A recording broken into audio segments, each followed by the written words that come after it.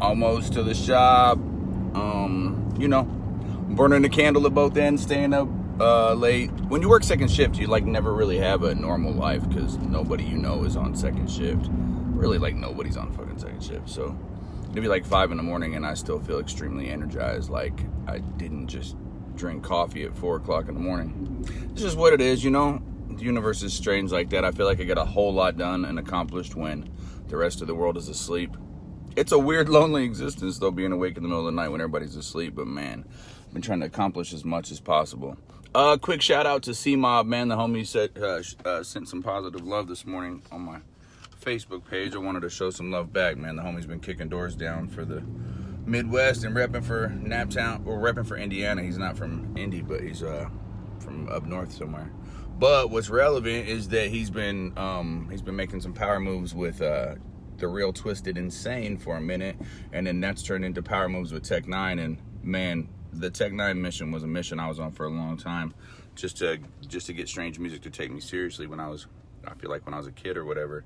And I kind of like realized a different part of my mission artistically. I mean, I knew art was always my mission, but I don't know, it's weird because when you start getting love in one department and you start feeding that department and then you keep getting more love, it's easy to stay focused on it, man. I've been writing more music lately, but I haven't been as compelled to release it just because I feel like I'm working to evolve my sound, you know, before I re-release it, because I feel like I have more stuff to say now than I ever did before, but I want to make sure I say it the way I want to. But enough about me. I'm on some positive shit today, just trying to fucking say thank you and be appreciative to you guys for just all the positive energy you guys give me. I wake up to positive energy. I go to sleep to positive energy. Like, it's crazy that, hold on,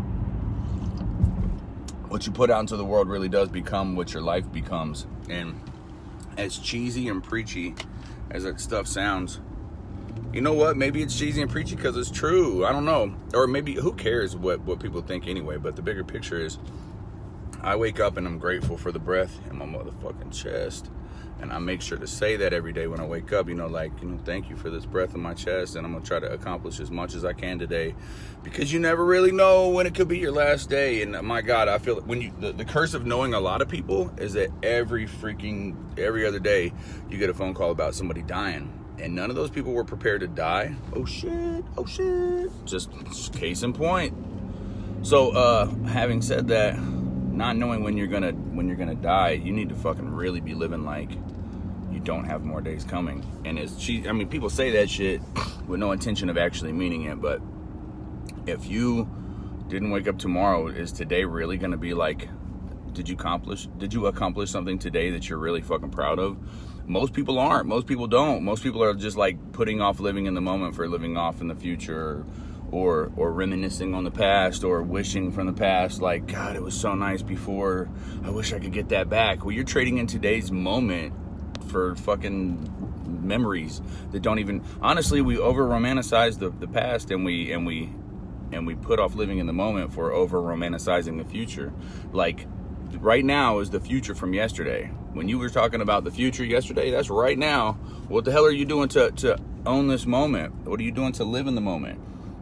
This is why I kind of promised myself when opportunities presented themselves, I wasn't going to question it anymore. So if I hear, hey bro, if you're in California on Thursday and it's like midday Wednesday, so that, you mean like if I'm there in 7 hours, then I can blah, blah, blah, and introduce you to this person that'll open this door, and then this will happen. I'm like, bet. I hop off.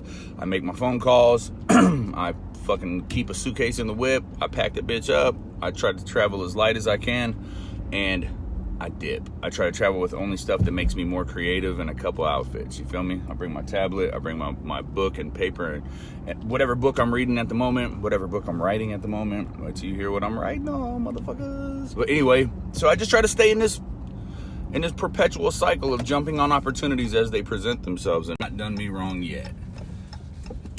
And any mistakes I have made, or any dramas I have encountered, I've learned from, or I'm trying to learn from. We're all just people. Like, karma will make you learn from some shit, but I don't want to wait for karma to be my co-signer. You know what I mean? Like I'm trying to just create your own karma. Wake up and do something nice for somebody and don't tell nobody about it. That's karma, motherfucker. Go off and go do something positive just because it feels right. That's karma. But you don't need karma. Just do it because it makes you feel good. Do it because it makes them feel good. Like the law of attraction is all about just saying out loud what you want for your life and then willing it into existence. And then whatever you really want, you just think about it hard enough, talk about it long enough, and then reverse engineer the work you would have had to have done to get there. It's pretty much like just work hard and you'll get what the fuck you want. The thing is, people set their goals so low that they don't end up ever getting to that point. And then they meet people like me and they're like, oh, you're so lucky. You get so many. Luck? I'm working 18 hours a day. It's what you do when you're not getting paid for it that determines what you do when you are.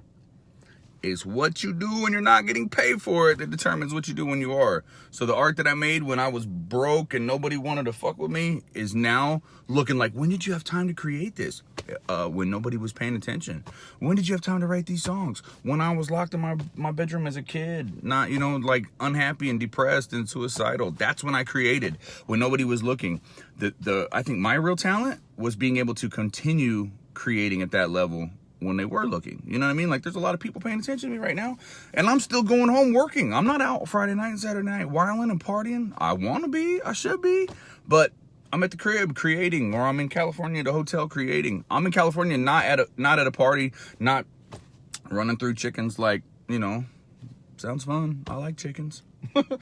I'm out creating, I'm writing, I'm working on a book, I'm working on a masterpiece, I'm working on my next 5 steps. I'm putting myself through a master's in marketing and branding and psychology and art therapy, and my God. So if you're getting paid for 8 hours a day at your job, and there's 24 hours in your fucking day, and you're sleeping for 6 hours, that's 14 hours. Where the hell are your other 10 hours? If you're sitting in front of a TV, then you are passively, voyeuristically watching somebody else accomplish their dreams. Like, are you going to watch somebody else go to college on TV and think you went to college? Or think that it replaces you going to college? Now, I personally don't really believe in college, but having said that, are you going to do that? Or are you going to want to be a rapper, but go home and watch somebody on TV become a rapper and that makes you feel like you did it yourself? Well, then why do we do that for football? Or why do we do that for love? Or why do we do that for business? Why do we do that for? But then the other thing is we get so distracted in this consumerism that we end up just sitting back and watching them sell us shit, or they'll sell us crappy relationships and make us think we need all these different vices just to be happy. Like, we do need some vices, we do need to escape this reality sometimes, but it'd be cool if we did it on our own account and to make us more happy, not because we're running from stuff. That was the thing. That's another thing, on getting messed up and not being sober, however you want to call whatever you want to call getting fucked up. There's a point where in the beginning, you get messed up because you're having fun and you're wanting to celebrate just being bored and just having fun in the moment. And then there becomes a point where you do it so much that it becomes your norm, and then you have to get messed up just because reality becomes this monster. And that's the cycle that keeps people trapped in the drug days for so long. Lil Peep just died yesterday. 21-year-old rapper, and his whole mission, his whole movement was just rapping about drugs. And it's so crazy because I made so many songs about getting fucked up, and then when 7 of my 10 friends died, and 4 of them were drug related and 3 of them were violence related. Well, they're all kind of violent related, but 4 of them were drug or alcohol induced or related.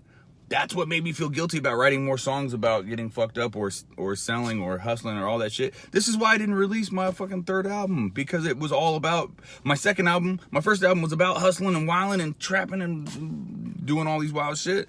And I blew the fuck up and sold 15,000 copies and I had 1 million shows. And then my 2nd album was called Painkiller, and it was about all my friends that died because of everything from the 1st album. That shit was painful for me. How am I going to perpetuate more of the same pain? How am I going to sell you my pain and make it sound glorious, and then you turn around and go do the same thing I'm rapping about, and then your friends die, or then you die? Did I really benefit from that? Did you benefit from that?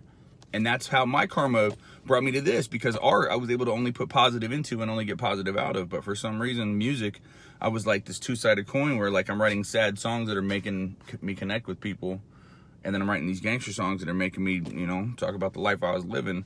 But the gangster songs were making me sad, so I was writing a sad song. So then eventually my whole second album was all sad. And then I was going out and performing it, and it was making me more depressed. And it was making me realize, like, damn, like, I really fucking traded in all these opportunities for stupid shit. So now I'm in charge of my destiny. I'm in charge of my future. I'm no longer getting messed up like that. I'm no longer hustling. I'm no longer trapping like I was. And even though to some people that sounds weak, I'll be weak if that's what you think weak is, motherfucker. I'm over here trying to take my destiny back. I'm trying to change people's lives. I'm trying to, like, make the world better every day. Even if I just help one person, you know that cheesy thing where people say, if I just help one person, my job was done. Well, I just make that for every day. If I help one person by noon, well, I don't wake up at noon, but if I help one person by 10 o'clock when I get off work, I feel better about my life. If I help one person online after I get off work, then I feel better about my life. When I wake up the next day, I kind of like, I'm grateful out loud, and I thank the universe for the chance to have helped those couple people. But that's where I want my new music to come in and help a lot of people. And I want the books that I'm writing to come out and help a lot of people.